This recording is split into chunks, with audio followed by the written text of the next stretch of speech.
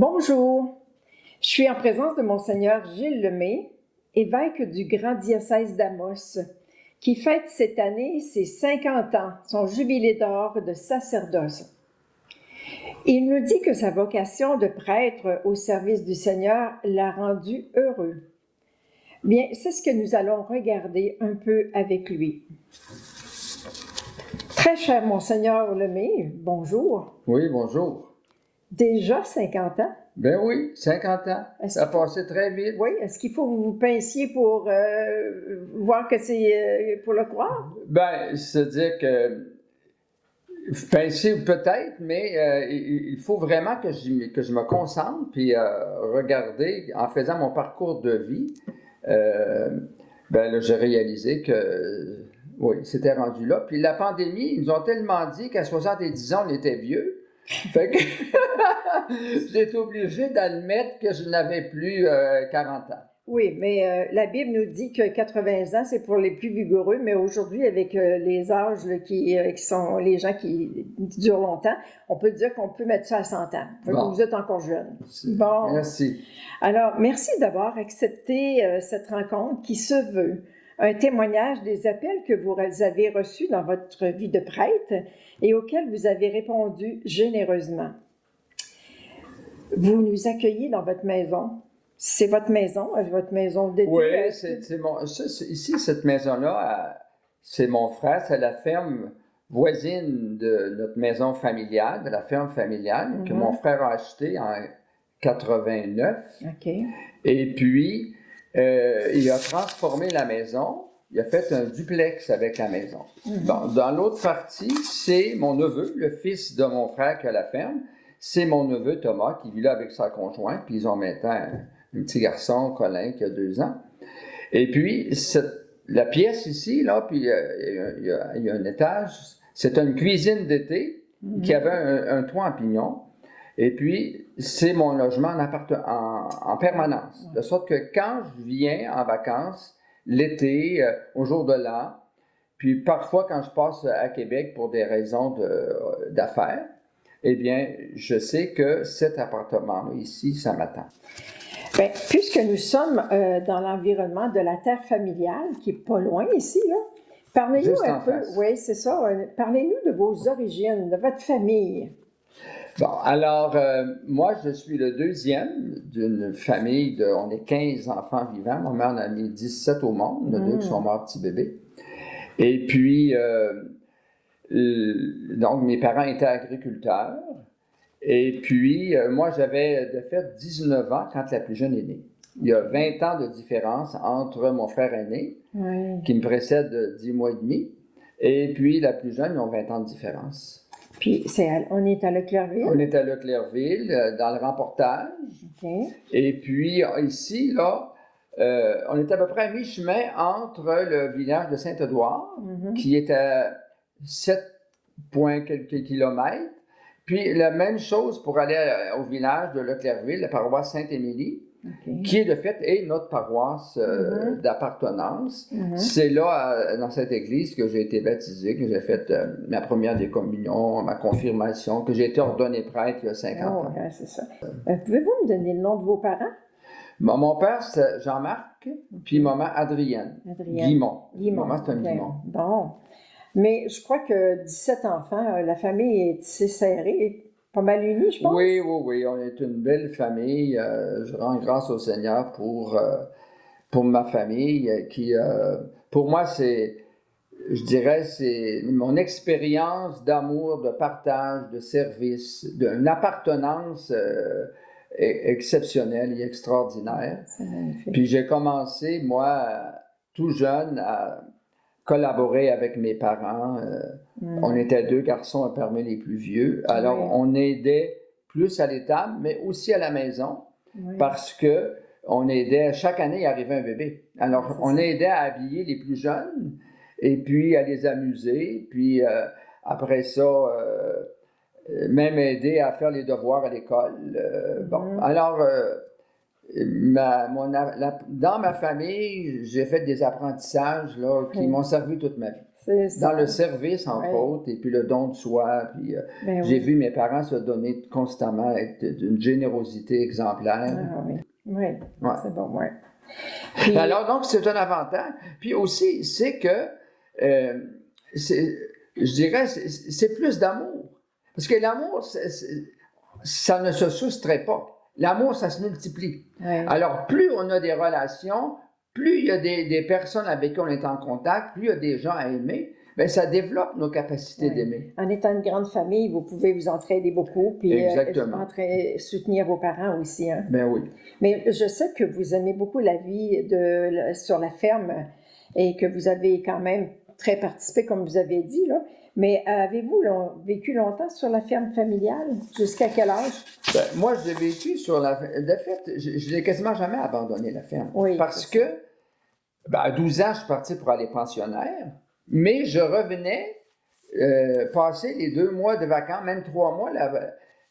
On tombait en vacances à la mi-juin, et puis on avait jusqu'au début septembre. C'est ça. Alors, jusqu'à mes 23 ans inclus, j'ai passé tous mes étés ici à travailler sur la ferme, faire les foins, traire les vaches, faire du jardinage. Et puis, quand je venais les fins de semaine, j'allais à l'étable. C'est pour ça que moi, la ferme, ça n'a jamais été étranger pour moi. C'est super.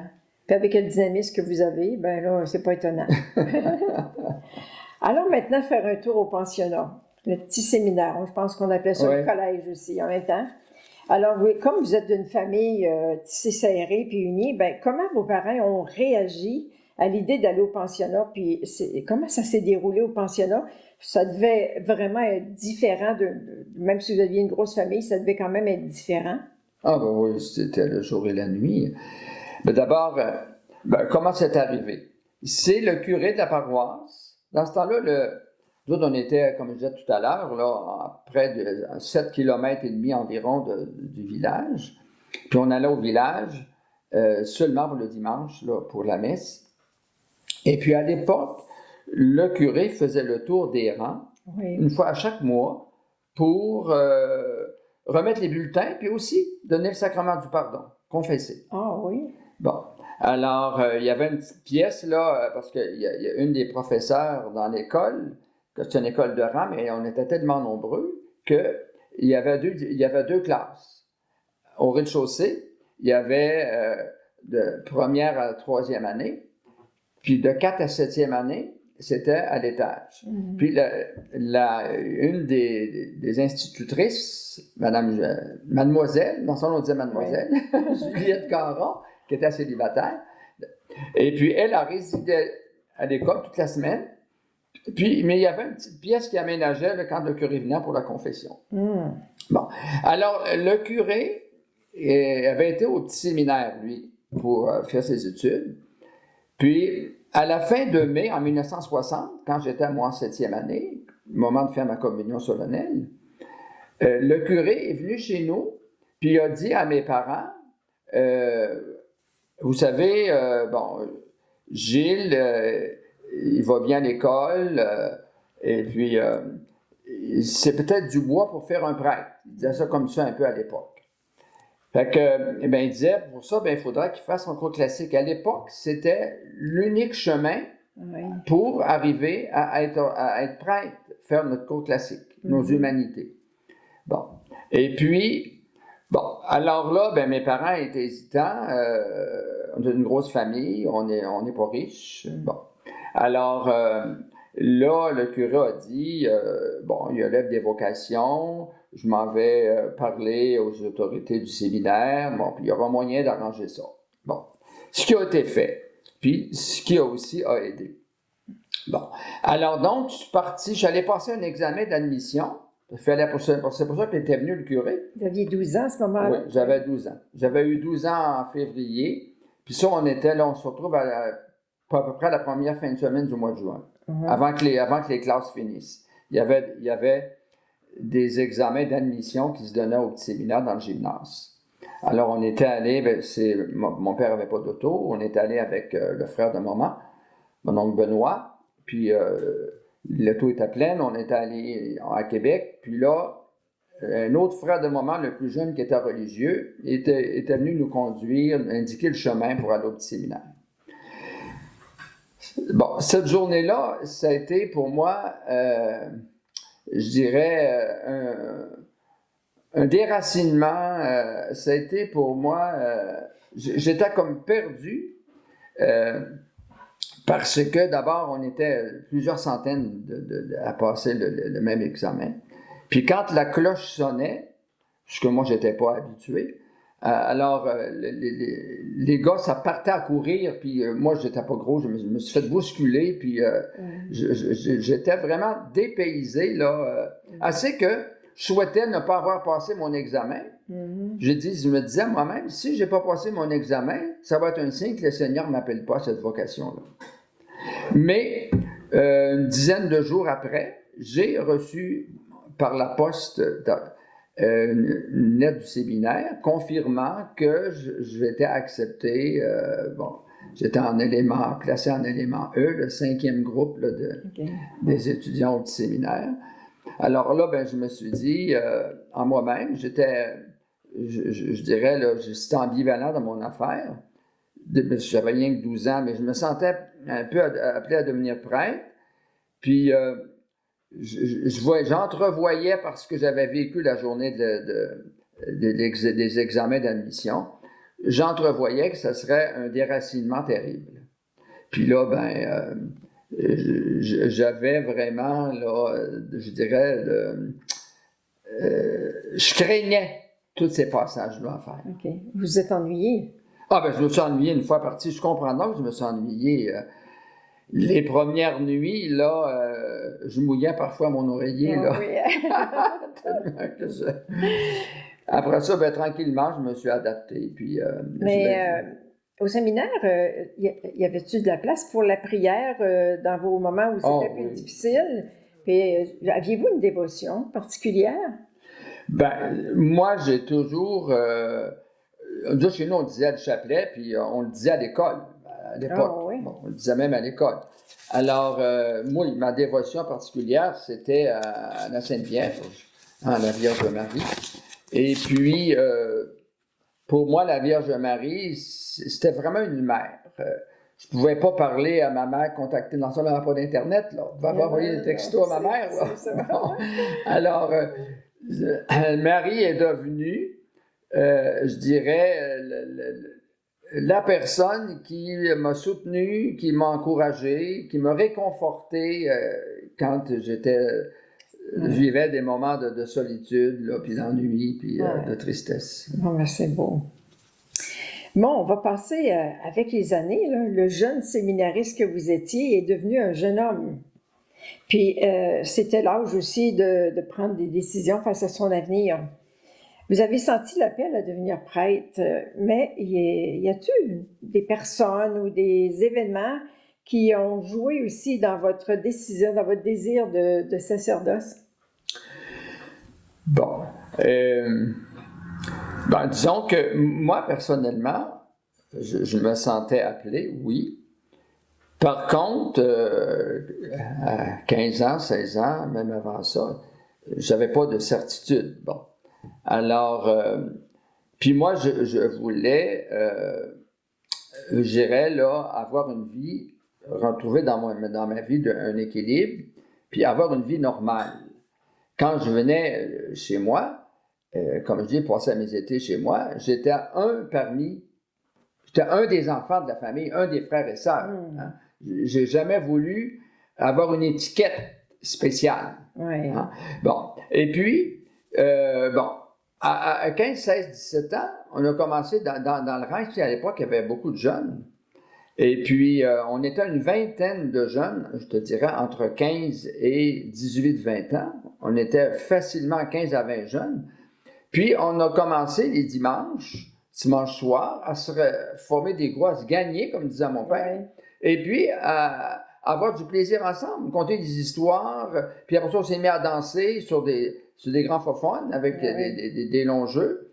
Et puis, on a appris comme ça, j'ai appris comme les autres jeunes, à me divertir, puis aussi donc à danser. Puis Après ça, des maisons privées. Les années suivantes, on a commencé à aller dans des salles de danse. Puis, bon, il y avait entre autres une jeune fille qui, avec elle, je me sentais à l'aise, puis qui avait un peu les mêmes valeurs, un peu beaucoup, même les mêmes valeurs que moi. Mm-hmm. Et puis, c'est qui était très bonne danseuse, on aimait ça danser ensemble. C'est ça, ouais. Puis, à un moment donné, moi, je me questionnais, est-ce que vraiment je vais être heureux comme prêtre? Parce que moi, ce que je voulais, c'était d'être heureux. Alors, je suis rentré, je dirais, moi, à l'âge de 17 à 20 ans, 17-19 ans, je suis rentré dans une période de questionnement, ou de tiraillement, puis de questionnement. Je te tiraillais, est-ce vraiment ça? Bon. Puis, je voulais pas non plus, je dirais, faire de faux pas. Mm-hmm. Alors, j'allais au séminaire où j'étais. Ma prière était, bon, Seigneur, ça n'a pas de bon sens que tu m'appelles à devenir prêtre. Ça n'a pas de bon sens que tu me demandes de renoncer à avoir une famille, à avoir ma femme et mes enfants pour devenir prêtre. Appelle-en un autre. Bon. Puis là, par contre, je revirais ça comme une crêpe en disant, donne-moi la lumière nécessaire pour découvrir ce que tu attends de moi, puis la force de le faire. Mm-hmm. C'était ma prière quotidienne durant presque 3 ans. Et je pense que vous l'avez déjà dit que vous n'en avez jamais parlé à personne. Puis, mais pourquoi vous n'en avez jamais parlé à personne? Puis, qu'est-ce qui est important pour vous à cette étape de jeûne? Vous en avez parlé un petit peu, là, l'important de... Oui. Moi, la personne à qui je n'avais parlé, c'est mon accompagnateur spirituel, qu'on appelait directeur spirituel à l'époque. De toute façon, vous en aviez tous les jeunes qui étaient... C'était automatique, il fallait avoir un directeur spirituel. Oui. Bon, alors, lui, évidemment, avec lui, j'en avais parlé, puis avec lui, on revenait sur le sujet, puis on discernait ça. Et puis, bon, j'en parlais pas, comme je dis tout à l'heure, parce que moi, je voulais pas jouer au prêtre avant le temps. C'est ça. Moi, il m'apparaissait que chaque chose en son temps.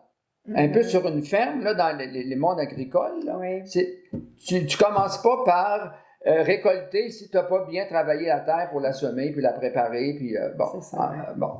Alors, moi, c'était ma façon de voir les choses. Chaque chose en son temps.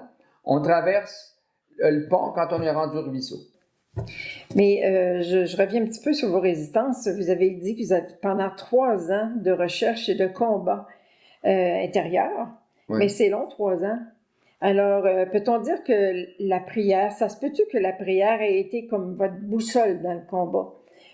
Puis, qu'est-ce que le Seigneur vous a fait découvrir dans la prière?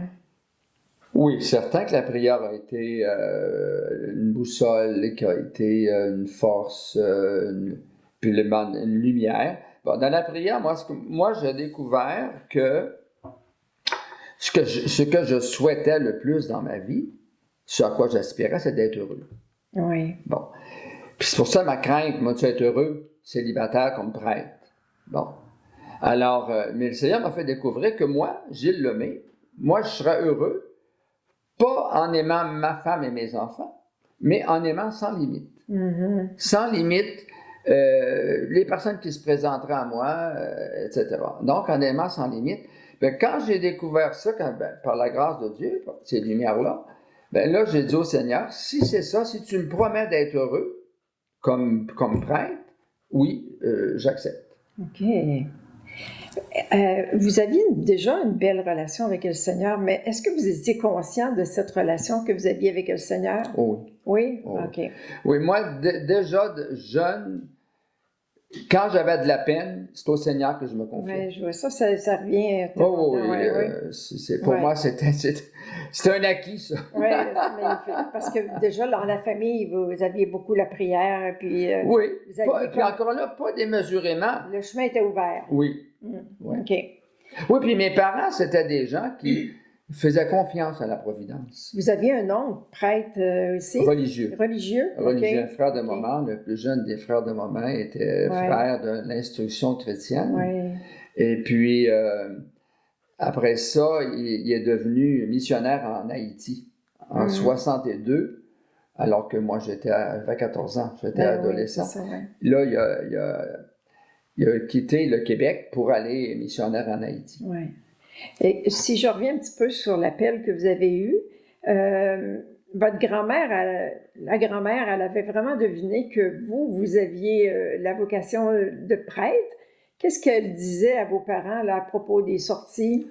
Vous l'avez su plus tard? Oui, ça, c'est ma grand-mère maternelle. Ma grand-mère maternelle, elle avait des influences, je dirais, dans son éducation, elle avait été marquée par le jansénisme. Ah, OK. C'était une très bonne personne, très pieuse, mais contrairement à ma grand-mère Guimont, la mère de maman, ma grand-mère Guimont était une femme, je dirais, peut-être plus sereine face à la vie, alors que ma grand-mère Lemay était une femme plus tendue, plus préoccupée, et puis moins joyeuse. OK. Puis ma grand-mère Lemay, alors quand justement, cette année-là, en 62, elle a fait un ACV.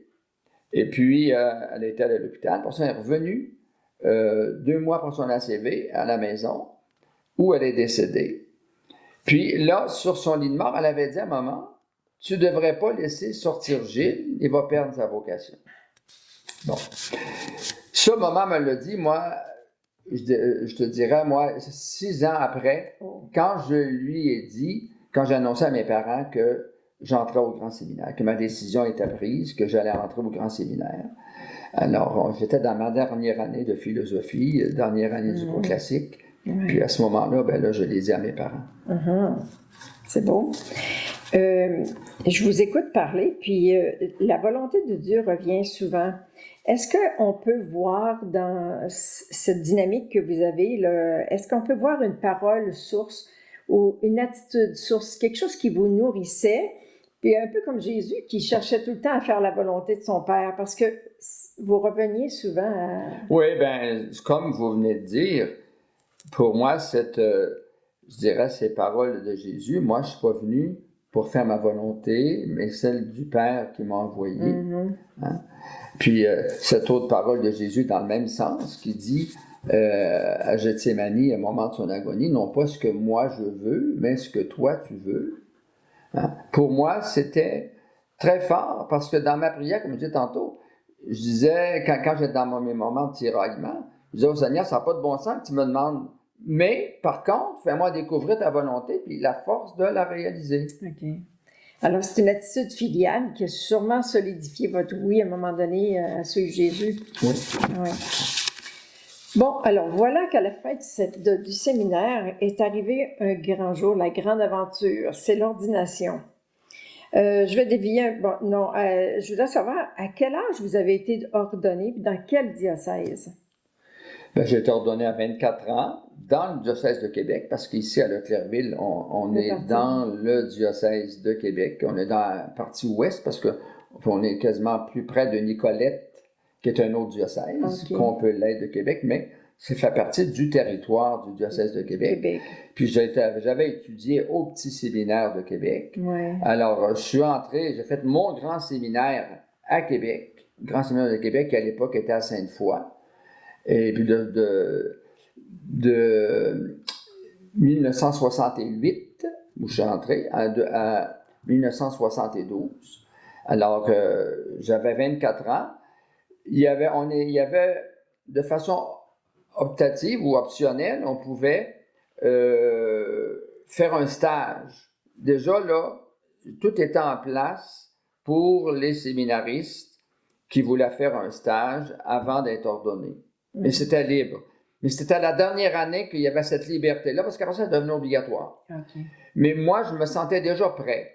Et puis, donc, de sorte que à la fin de ma théologie, de mon bac en théologie, en 72, j'avais 24 ans, j'ai été ordonné prêtre ici dans ma paroisse, à Saint-Émilie de Leclercville, et par Monseigneur Laurent Noël, qui à l'époque était évêque auxiliaire ici à Québec. Et puis, donc, j'appartenais au diocèse de Québec. Mm-hmm. Vous avez choisi d'être un prêtre diocésain, mais pour nous informer, nous autres, les gens du milieu, c'est quoi la différence entre un prêtre diocésain puis un religieux qui est ordonné prêtre? Parce que pas tout le monde qui comprend ça, là. Bon. La différence principale, c'est au niveau de l'appartenance puis l'autorité. Un prêtre diocésain, donc il appartient à un diocèse, puis son autorité immédiate, son supérieur immédiat, c'est l'évêque du diocèse. Alors que, puis un prêtre diocésain ne fait seulement une promesse d'obéissance. Il n'y a pas de vœu, le vœu de chasteté, on le fait quand avant d'être ordonné diacre. Ouais, okay. Mais il n'y a pas de vœu de pauvreté. Un prêtre diocésain ne fait pas le vœu de pauvreté. Au contraire, les religieux, eux, oui, ils font les 3 vœux, dont le vœu de pauvreté. Okay. Puis, là, donc, ils appartiennent à une communauté religieuse. Puis, leur autorité, c'est le supérieur de la communauté. Comme les pères maristes, c'est le supérieur des pères maristes qui est l'autorité d'un Dieu. Peu importe les prêtres des Oblats, les jésuites. Bon. Alors, c'est le supérieur qui est l'autorité. C'est lui qui décide de, les dominations, etc. Et puis, il y a une mise en commun au niveau des religieux de leur avoir. Ils n'ont pas de biens personnels. Oui, alors qu'un prêtre diocésain peut avoir sa maison, il peut avoir sa voiture, ses biens lui appartiennent. OK. D'accord, merci, c'est bien clair. Maintenant, je voudrais revenir à votre ordination en lien avec la première mission que vous avez vécue, puis votre vœu d'obéissance comme prêtre diocésain. C'était quoi votre première mission comme prêtre? Moi, j'ai été nommé, quand j'ai été ordonné, c'est Monseigneur Noël me dit, ta nomination n'est pas encore définie. Et bon, je ne peux pas te dire où est-ce que tu vas aller. Bon, c'est correct. Alors moi, j'étais sur la ferme, sur mes parents, puis je continuais à travailler, à faire les foins, puis c'était à l'époque des foins rendus à fin juin, début juillet. Ça a été une dizaine de jours après mon ordination, peut-être même 2 semaines, avant que j'ai un appel. J'étais à l'étable, justement en train de traire les vaches. Monseigneur Noël m'a téléphoné. Moi, j'avais dit à l'autre évêque auxiliaire, Monseigneur Lionel Audette, à la fin de ma 4e année, parce qu'il m'avait demandé, Monseigneur Audette, il avait rencontré tous les séminaristes, puis il nous demandait quelles étaient nos préférences pour le ministère. Bon, moi, j'avais dit, moi, je suis né sur le plancher, j'ai grandi sur le plancher des vaches, puis j'ai dit, moi, j'aimerais ça être en campagne, je suis à l'aise avec les gens de ce milieu-là. J'aimerais pas me retrouver avec des intellectuels à Sainte-Foy, par exemple. Bon, c'est ce que j'avais dit à Monseigneur Audette. Mais Monseigneur Noël, quand il m'a appelé, à ce moment-là, pour me dire où j'étais nommé, il m'a dit, bon, c'est pas en campagne, mais vous êtes nommé à Ville-Vanier, c'est un milieu ouvrier. C'est un milieu de gens très simples, de gens sympathiques, puis vous allez certainement vous y plaire là-bas, puis Bon, j'ai dit, c'est comme ça, OK. Puis j'ai été nommé justement à Ville-Vanier, paroisse Saint-Eugène, qu'on appelait Québécois à l'époque. Ah oui? Et puis, j'ai été 10 ans là, à la même paroisse. De fait, j'ai été très heureux là. Il y avait vraiment des gens là, ouverts, collaborateurs, très sympathiques. Ils vous ont aidé aussi dans la petite vie de prêtre? Oui, ils m'ont aidé à vivre ma vie. Parce que moi, je n'avais pas fait de stage. Alors, c'est avec eux que j'ai fait mes premiers pas comme prêtre. Donc, ils m'ont aidé à devenir un bon prêtre, je dirais. Je trouve ça très beau, puis en même temps très humble de vous entendre dire que les gens de votre paroisse vous ont appris à devenir prêtre. Comment ils ont fait ça, puis dans quel sens? Comment ils ont fait ça? D'abord, c'est le témoignage de la foi. Le témoignage de la foi. fidélité dans la foi, fidélité à l'époque, dans début des années 70, là, il y avait encore beaucoup de stabilité, plus dans les familles qu'il y en a maintenant.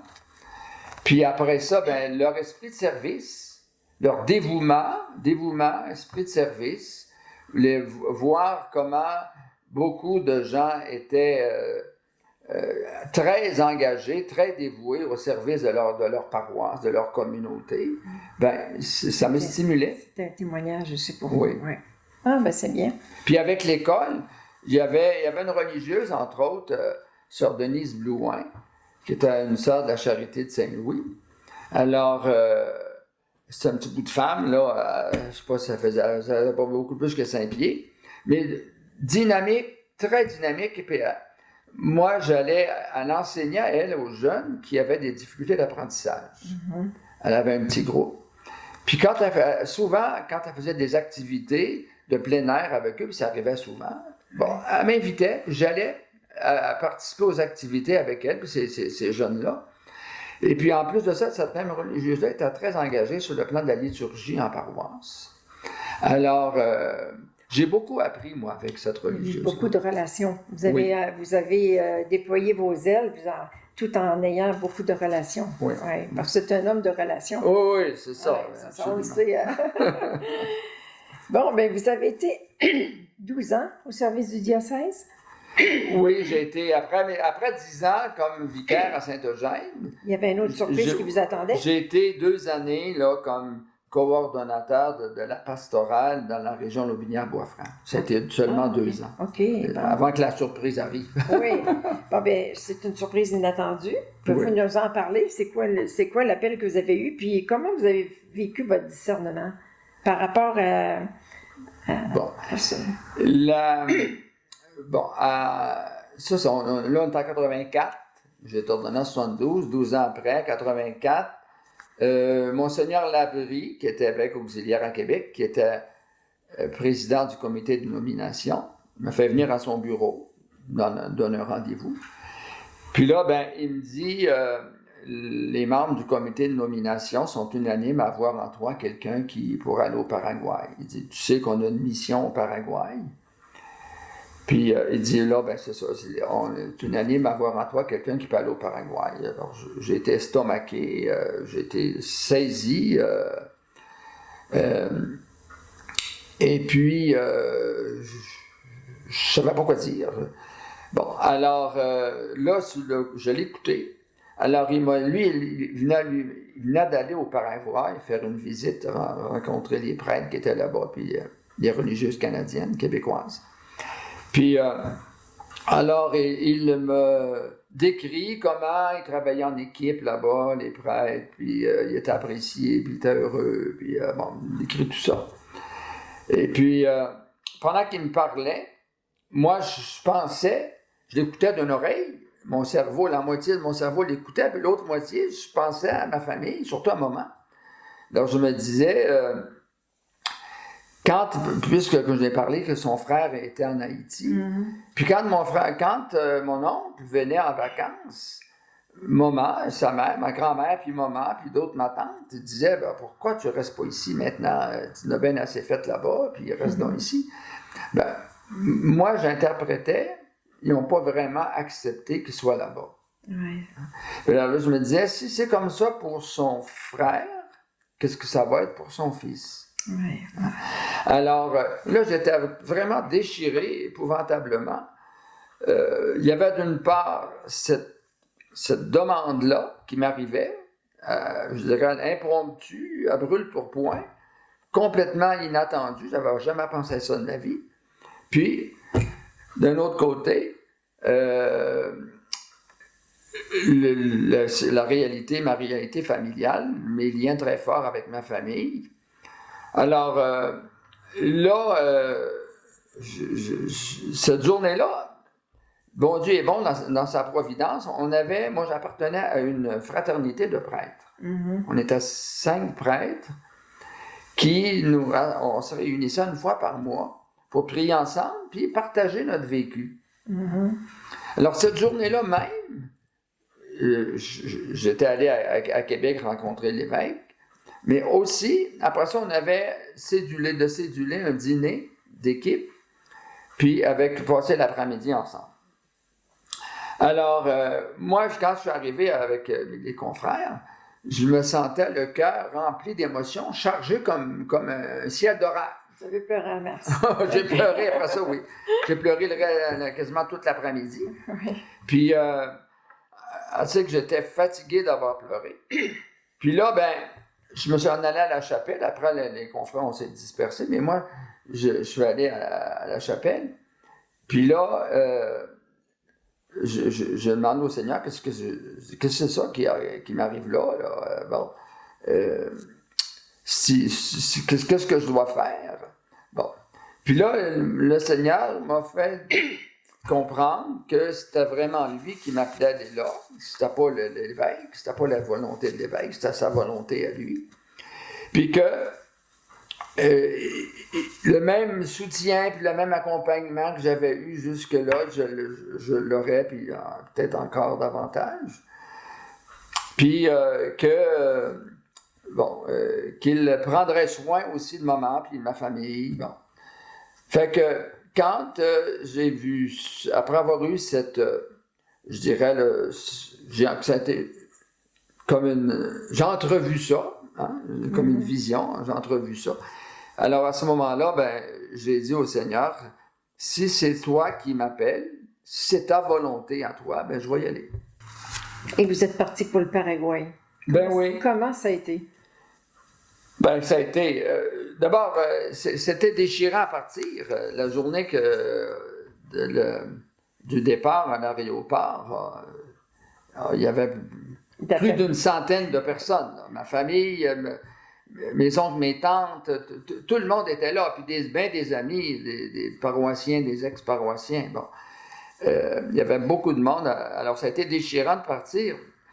Puis là, j'avais un inconnu parce que je ne connaissais pas un mot d'espagnol. Puis je m'en allais dans un pays latin là, où les gens parlent espagnol. Alors, je devais faire une escale au Mexique. J'étais enregistré à Cuernavaca dans une école de langue.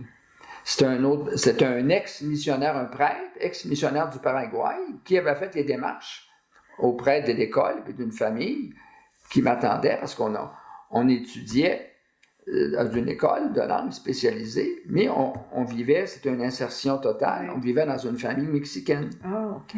Oui. De sorte que tous ces contacts-là avaient été faits par un prêtre, l'abbé Roger Fortin. Mm-hmm. Et puis, donc, ces premiers mois-là ont été plutôt difficiles parce que avant qu'on comprenne une langue, puis qu'on puisse la parler, ça a pris plusieurs mois. En tout cas, c'était 15 semaines à l'école. Oh. Bon. Ça allait bien, mais il y avait des nuages. C'était, je dirais, ensoleillé, puis je dirais, des changements de nuages et de soleil. Bon. Ombre et lumière. Ombre et lumière. Mais une fois rendu au Paraguay, j'ai été très heureux. Au Paraguay, je me suis senti comme un poisson dans l'eau. D'abord, il y avait beaucoup de jeunes. Moi, ça m'a fait plaisir de voir autant de jeunes, des gars, des filles, des adolescents, des jeunes dans la fin de 18, 20, 25, 30 ans, de tous âges, venir à l'église, puis avoir des engagements dans des chorales, dans des groupes de jeunes. C'est dynamisant.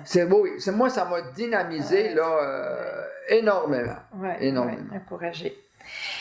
Mais dans votre voyage, dans votre départ pour le Paraguay, ça a été quoi votre plus grand renoncement?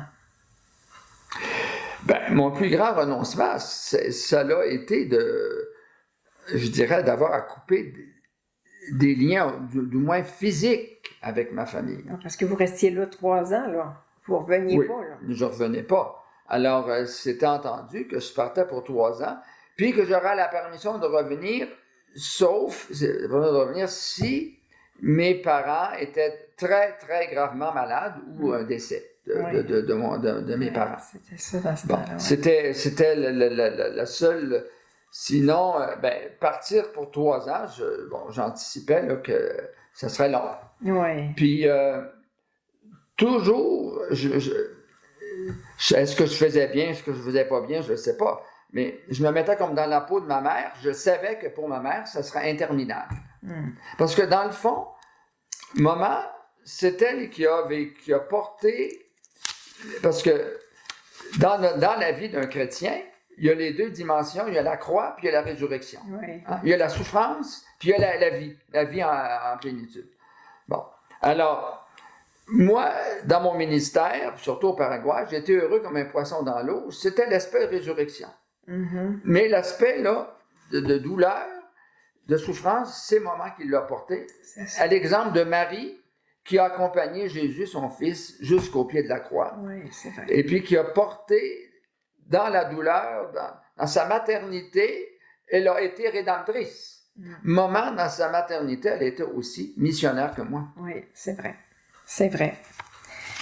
Vous vouliez... c'est bon, c'est pour dire que le renoncement n'est pas un obstacle à la vie, à être heureux. Non. C'est ça, c'est pas un obstacle. Non, non. Puis... Au contraire. Ouais. Souvent, c'est un détachement, c'est un lâcher-prise pour un mieux. Oui. Parce que le Seigneur, il sait ce qu'on a besoin, il sait ce qui est bon pour nous. C'est ça, oui. Ce qui est besoin pour son Église, lui, il sait d'avance, alors que nous, on ne le sait pas. C'est ça. Vous nous en avez parlé un petit peu, là, votre secret pour être heureux dans les nouveaux défis que vous avez vécus au Paraguay. Le Seigneur vous a travaillé? Oui. Moi, le secret, moi, comme je vous disais tantôt, j'étais un homme de relation. Bon, alors, en été, le Seigneur, je l'ai laissé entrevoir qu'en aimant sans condition, je serais heureux. C'est ça que j'ai eu, qui m'a été donné de vivre au Paraguay. Par le don de soi-même. Par le don de moi-même. C'est ça, ça vous a permis de grandir. Et la vie continue. Puis-je vous demander, qu'est-ce qui vous a ramené au Québec après 15 ans au Paraguay? C'était quoi votre nouvelle mission? Bon, d'abord, la décision, c'est pas venu de moi, c'est venu de l'évêque. Moi, dans ma vie, là... C'est votre supérieur. Oui. Alors... je suis parti pour le Paraguay parce que c'est mon évêque qui avait discerné que j'étais appelé là. Et puis, je suis revenu parce que l'archevêque de Québec, à l'époque, c'était Monseigneur Maurice Couture. Bon, alors ça, là, on est en 1997. Monseigneur Couture avait, avec son conseil de prêtre, avait discerné que c'était le temps de mettre fin à la mission. C'était une entente qu'il y avait entre les 2 évêques, les 2 archevêques, l'archevêque de Québec et l'archevêque d'Asunción. Il y a une entente qui avait commencé en 1960, avait été signée en 1959, mais dans le concret, elle a commencé en 1960, que des prêtres du diocèse de Québec sont allés au Paraguay. Moi, j'étais le 28e à y aller, parce que c'était les premiers, surtout, ils y allaient pour 3 ans, puis ils revenaient. Puis après ça, ils ont discerné que 3 ans, c'était pas assez. Parce que le temps d'apprendre la langue, ça prenait une grosse année. Puis après ça, avant de connaître la culture, puis s'implanter. Puis la 3e année, les gars savaient qu'ils revenaient. Fait que là, ils se mettaient là, à sa compression. Fait que, disons que ça s'est prolongé après. En tout cas, moi, j'ai été le 28e. Et puis, là, en fin 97, déjà, il y avait beaucoup moins d'entrées au grand séminaire. Et puis, donc, il y avait déjà, les prêtres déjà étaient vieillissants. Puis, ils ont décidé, l'archevêque a décidé de mettre fin à cette entente-là. Et puis, de ramener à Québec les prêtres qui restions là-bas. On était en 97, on demeurait 3. Parce que quand je suis parti, on était 7. De 84 jusqu'à 1996-97, on était 7 prêtres du diocèse de Québec là-bas au Paraguay, dans le diocèse d'Asunción. Bon, donc l'évêque décide qu'il nous ramène, qu'il nous en informe, puis il a informé l'archevêque d'Asunción en disant, moi, à la fin de l'année 98, je ramène mes prêtres à Québec. Je dois mettre fin à l'entente parce que je commence à avoir besoin de ces prêtres-là. J'ai pas de surplus, comme c'était le cas avant. C'est ça, ouais. Bon. Alors donc, la décision est venue de Québec. Fait que, bon. Parce que moi, je serais resté là-bas encore, j'étais tellement content. C'est ça. Mais je suis revenu, puis là, j'ai été nommé curé à 3 paroisses sur la rive sud de Québec, juste en face des ponts. Saint-Nicolas, Saint-Étienne et Saint-Rédempteur. Alors, j'ai été nommé curé de ces 3 paroisses-là. Et puis, le 30 juin 1999, il y avait un curé dans chacune des paroisses. Saint-Nicolas, Saint-Étienne et Saint-Rédempteur. Les 3 partis, puis moi, là, je devenais curé des 3. Là, il y avait déjà les réaménagements commençaient à Québec. Regrouper, faire former des équipes et regrouper des paroisses. Alors, je vois bien que le missionnaire de cœur, il est un missionnaire autant au Québec qu'au Paraguay. Oh, oui. Bon.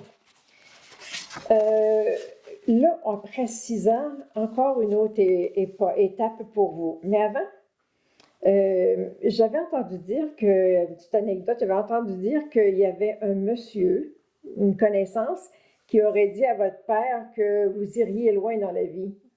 Ton fils va aller loin. C'est... Ça, c'est plus... ce qui est arrivé, c'est ceci. Là. Quand j'ai annoncé à mes parents que ma décision était de devenir prêtre, que j'allais prendre le ruban blanc à la fin de l'année, parce qu'on avait une prise de ruban. Oui. Ça se faisait au Palais Montcalm.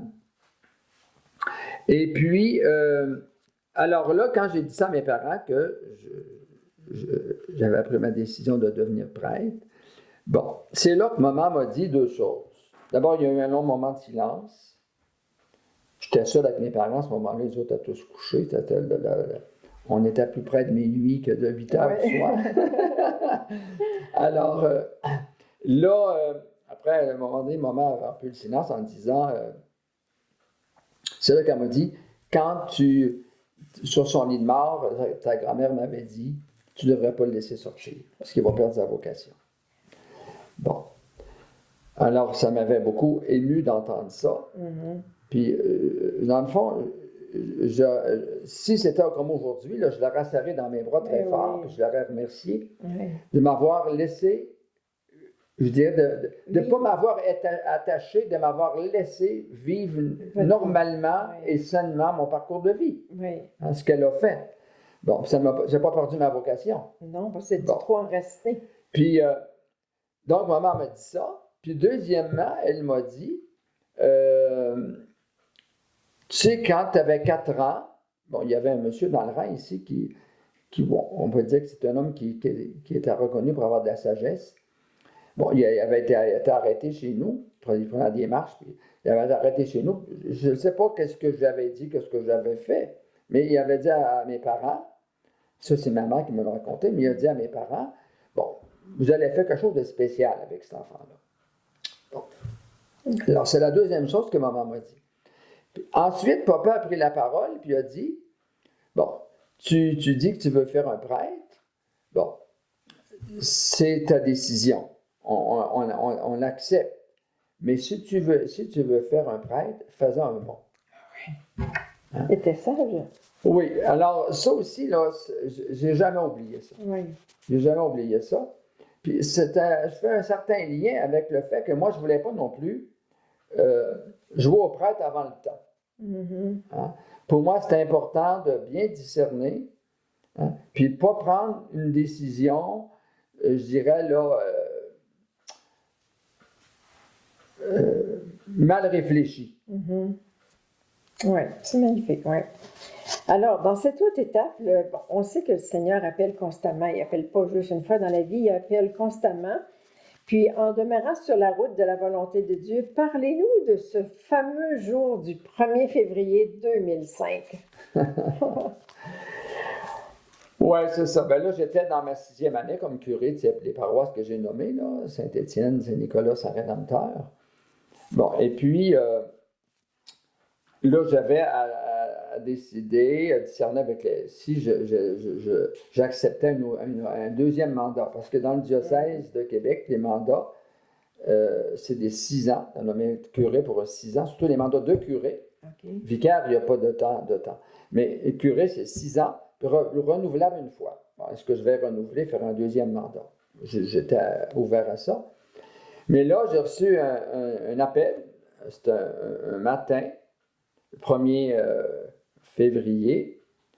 J'étais encore à la salle à dîner. Mes appartements étaient à l'étage.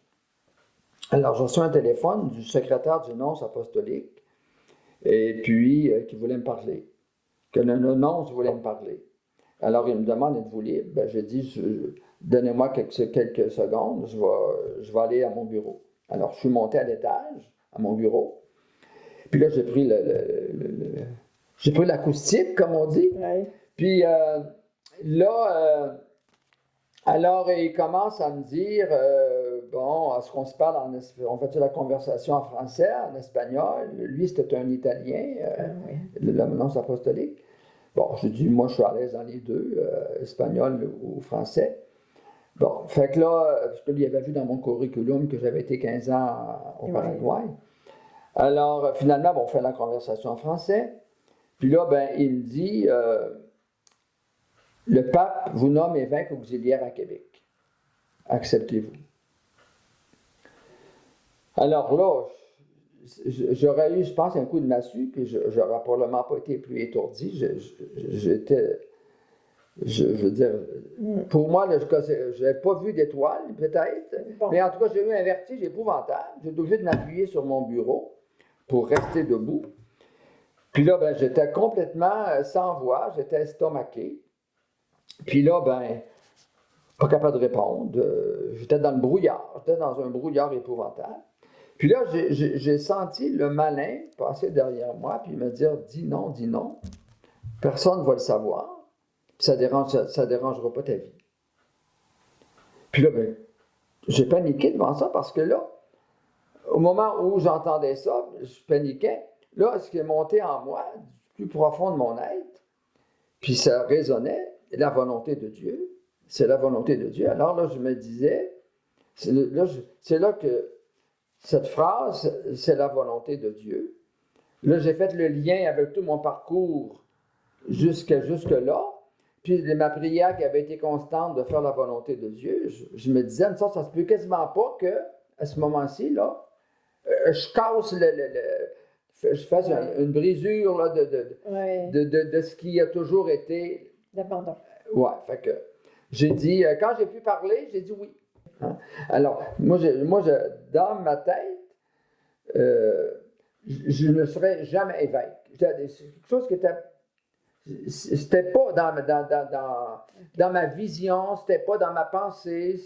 Même j'étais assuré du contraire. OK. Mais il n'y a pas une parole de Saint Jean là, qui a certainement fortifié votre confiance dans votre appel? C'est qu'après coup, je n'ai pas pensé à ça pas pensé à ça sur le moment, mais après coup, puis mon ami, le cardinal Lacroix, le dit tellement souvent, cette phrase-là. Oui. Dieu n'appelle pas ceux qui sont capables, mais il rend capable ceux qui l'appellent. Oui, puis ça, je pense que c'est une phrase que vous répétez souvent. Mais oui, mais moi aussi, je le dis maintenant parce que parce que vous me l'avez déjà dit. Je dirais, ça fait partie de mon expérience de vie. Oui, c'est ça, oui. En tout cas, c'est magnifique. Puis en Saint-Jean, c'était Saint-Jean 15, oui, vous m'avez choisi. C'est pas vous qui m'avez choisi, c'est moi qui vous ai choisi. C'est moi qui vous ai choisi. Je vous envoie pour que vous portiez du fruit. Mais n'oubliez pas que moi, je suis avec vous. Je suis votre ami. Je vous ai fait connaître les secrets du Père. Mais Monseigneur Lemay, je ne veux pas oublier de vous demander quelle a été votre devise comme évêque et qu'est-ce qui vous a inspiré dans ce choix? Bon, ma devise, c'est si tu savais le don de Dieu. Bon, j'avais écrit, parce que quand le nonce m'a dit ça, le pape vous nomme évêque auxiliaire à Québec.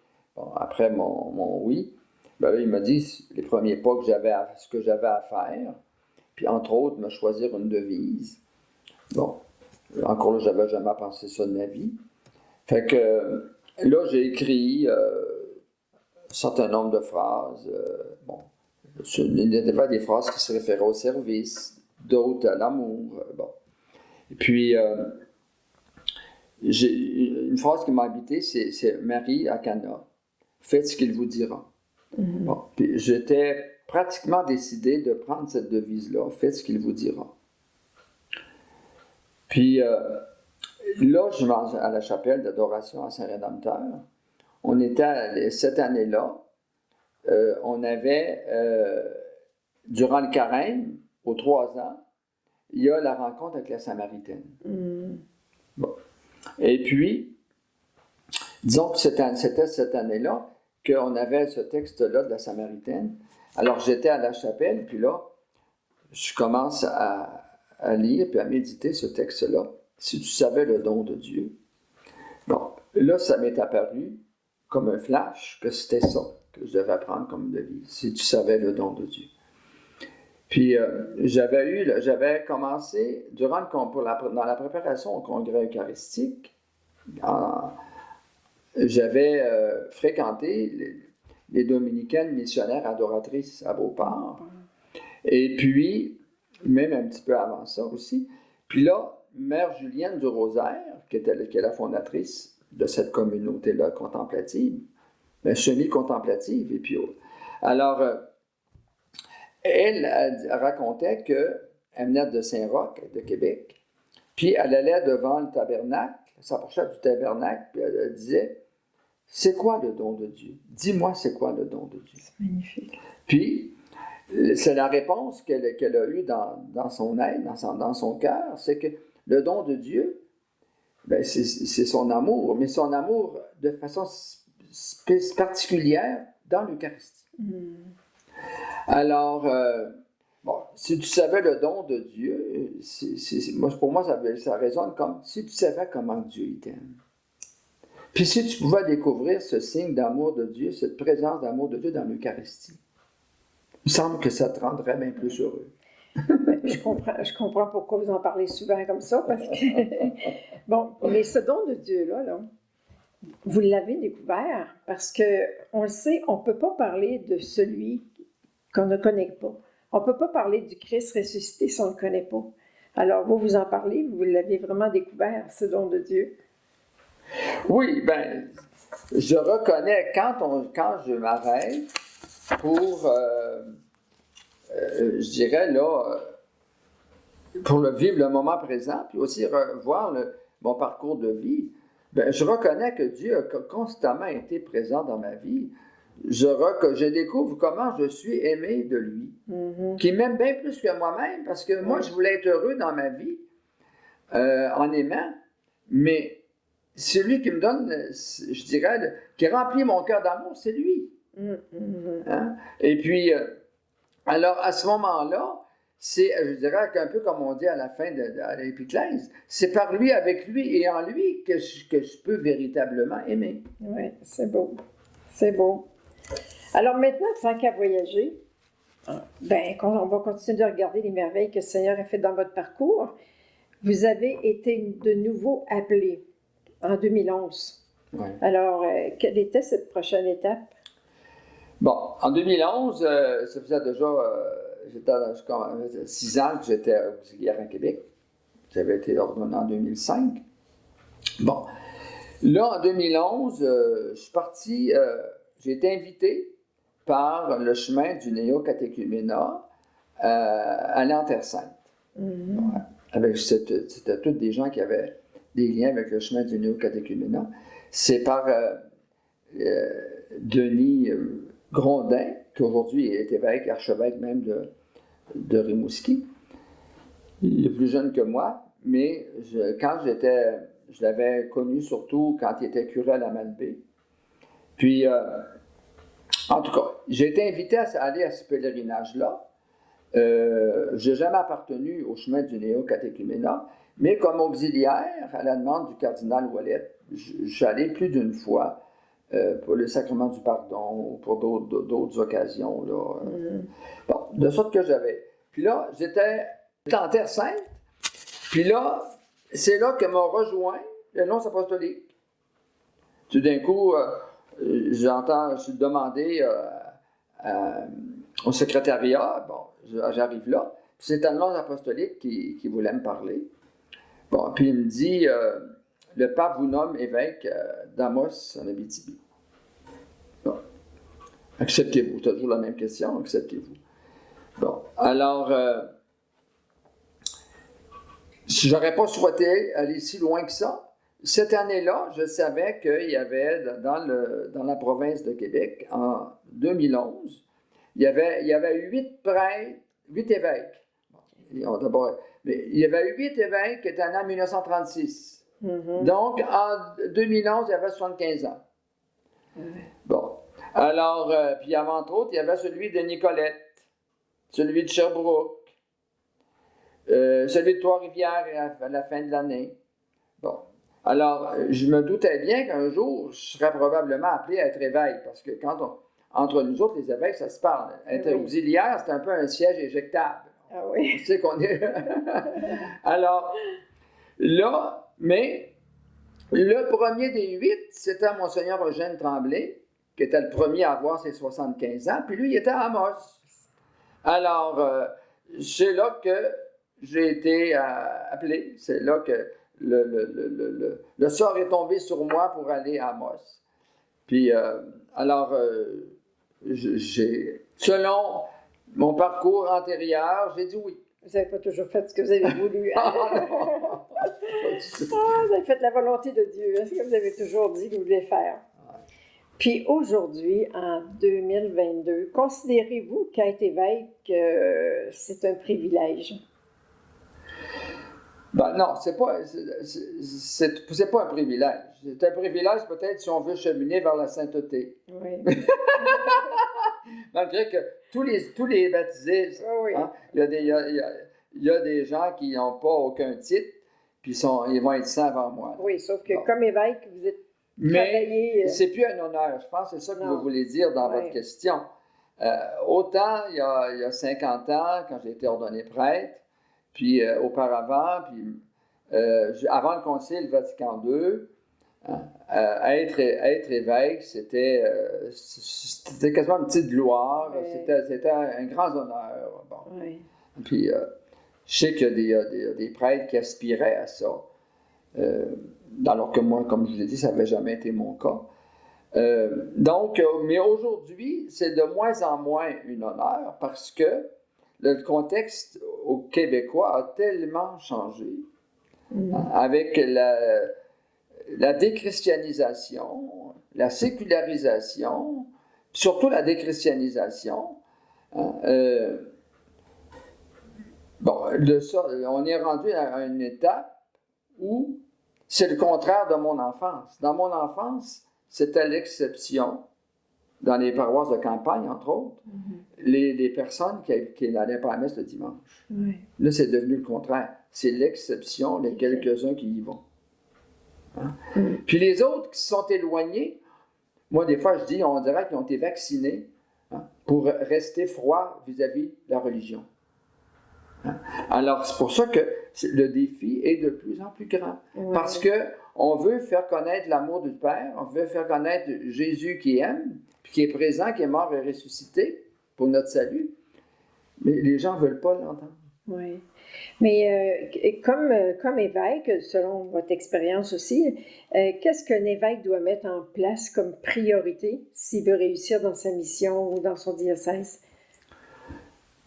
Bon, mais d'abord, il y a la prière. Oui. Ça, c'est indéniable. Puis le pape, quand il s'adresse aux évêques, il nous invite à être des gens de prière. Bon, il y a ça. Ensuite de ça, ce qu'on a à mettre en place, c'est, je dirais, une proximité avec les prêtres. Mm-hmm. Une proximité avec les prêtres, puis avec le peuple de Dieu. Okay. D'ailleurs, le pape François, au mois de février cette année, il y a 3-4 mois, il s'est adressé aux prêtres, et puis dans sa prise de parole, il parle de 3 proximités. Mm-hmm. La proximité avec Dieu, par la prière, la proximité avec les prêtres, et puis la proximité avec le peuple de Dieu. Oui. Donc, être proche, la proximité. Puis, ici, ben, si on veut, comme on constate qu'il y a beaucoup de gens qui ne connaissent pas les évangiles, donc qui ne connaissent pas Jésus, bien, c'est de mettre en place des projets d'évangélisation pour favoriser la rencontre avec Jésus. Pour marcher ensemble aussi. Ouais. Marcher ensemble, c'est le thème. Là. Oui, actuellement, ben, avec le synode, sur la synodalité, c'est de ne pas faire seul, c'est faire avec. C'est marcher avec, c'est marcher avec, c'est ça le sens du mot synodalité. C'est essentiel cette année, de plus en plus, là, oui. Ouais. Puis, vous vous sentez proche des gens, il me semble que vous aviez dit ça déjà, vous vous sentez proche de l'Évangile et de Jésus quand vous êtes avec les gens. Oui, ça, oui. Parce que vous êtes un homme de relation. Absolument. Bon, okay. Absolument. Bien, Monseigneur Lemay, je vous connais bien comme ce pasteur en marche, un rassembleur. En cette fin de rencontre, là, je me permets de vous rendre un témoignage en guise de reconnaissance. Oui, Monseigneur Lemay, je connais votre ouverture d'esprit et de cœur, surtout en travaillant à l'évêché, je découvre encore davantage, et je peux confirmer que vous êtes vraiment un serviteur du Seigneur, avec une simplicité désarmante, oui, ayant une profonde capacité d'écoute et d'accueil, et pour cela de toutes les catégories de personnes. Vous êtes capable de mettre la main à la pâte pour soutenir, encourager, remercier, fraterniser, puis célébrer. Puis en cette année jubilaire, c'est sûr que nous avons voulu là, cette entrevue pour que vous puissiez témoigner de ce que le Seigneur a fait pour vous et par vous. Et parce que votre 50e de jubilé, là, ben, c'est aussi notre fête à nous autres, parce que c'est une fête d'Église. Puis, mais je n'ai pas fini, j'ai encore 2 questions. Vous avez dit au début de votre appel de prêtre, vous l'avez répété encore quelques fois pendant l'entrevue, que vous vouliez avoir une vie heureuse en aimant puis en servant. Puis, je vous pose la question, est-ce que ça vous est arrivé une fois là, de regretter votre choix d'être prêtre, d'être à la suite du Christ? Jamais. Jamais? Non. Bon. Êtes-vous, je vous redemande, êtes-vous vraiment heureux? Je suis très heureux. Je suis très heureux. Je me sens comblé. Je me sens comblé, privilégié. Bon, je vois, mes frères et sœurs, j'ai des frères et sœurs mariés, j'ai des amis, je les vois heureux dans leur mariage avec leur famille, puis ça me réjouit, ça me réjouit. Mais moi, personnellement, je les envie pas parce que moi, je me sens, c'est ça, je suis comblé, je suis aimé, puis j'aime, puis je suis profondément heureux. Oui, ça se voit aussi. Moi, je voudrais, comme mot de la fin, vous laisser nous dire comment, vous l'avez dit, mais faire comme un résumé, nous le dire comment vous avez toujours voulu vivre votre vie de prêtre, d'évêque et de serviteur de Dieu pendant 50 ans. Et ce que ça représente pour vous, cette année jubilaire? Bon, d'abord, oui, j'ai appris avec les années, dans mon parcours, à lâcher prise. Bon, donc, ça m'a amené le lâcher prise m'a amené à m'abandonner, donc, et puis à vivre davantage le moment présent. Oui. Ça ne me sert à rien de me tracasser qu'est-ce qui va se passer pour moi dans 5 ans, dans 10 ans. Je ne sais pas. Puis, je me dis, je fais confiance, puis je vis le moment présent. Puis c'est comme ça que ça me permet d'être plus attentif aux personnes qui sont là. Oui, Pas celles que je vais rencontrer demain, celles qui sont là maintenant. C'est ça, oui. Et puis, d'être accueil, écoute pour ces personnes-là, puis de leur donner de la tendresse, manifester la tendresse de Dieu ici et maintenant. Hein? Bon. Et puis, pour moi, c'est ça qui... puis chaque matin, dans la prière, puis souvent le soir, puis même parfois dans la journée, c'est ce que je demande au Seigneur. Hein? De me donner la grâce du moment, d'agir et de dire ce que lui ferait si était à ma place. C'est ça. Être présent. Puis témoigner de votre vie sacerdotale, c'est important aussi. Puis vous le faites à l'occasion, dès qu'il y a des occasions. Puis la promesse du Seigneur, vous l'avez parlé tantôt, la promesse du Seigneur, il a toujours été présent, il a toujours été comme il est. Fidèle. C'est lui qui a été fidèle. Oui. 50 ans de fidélité. Si j'ai la première étoile que j'ai à donner, pour ça, c'est au Seigneur. Ben oui. C'est lui qui a été fidèle. Oui, c'est ça. Bravo.